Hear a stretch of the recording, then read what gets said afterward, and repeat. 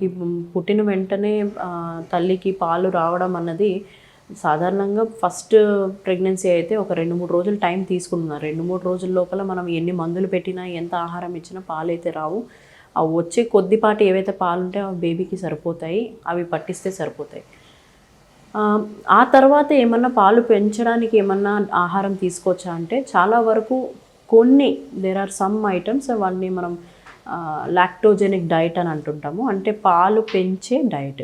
అందులో ఓట్స్ ఒకటి, పపాయ ఒకటి, పపాయ ఫ్రూట్ బాగా పండిన ఫ్రూట్ ఒకటి, వెల్లుల్లి ఒకటి, కూరల్లో దొండకాయ, పాలకూర, బీరకాయ ఇట్లాంటివన్నీ మిల్క్ పెంచడానికి ఉపయోగపడతాయి అన్నది కొంతవరకు.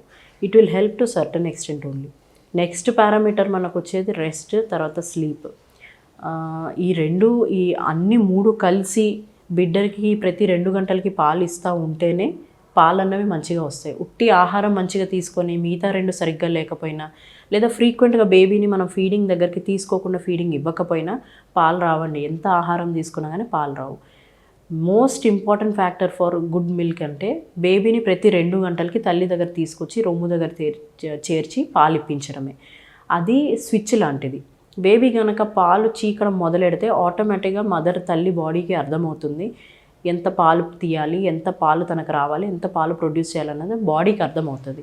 ఆ అర్థమయ్యేటట్టు మనము ఆ స్విచ్ వేపియాలి. సో ప్రతి 2 గంటలకి బేబీకి పాలు ఇప్పియాలి.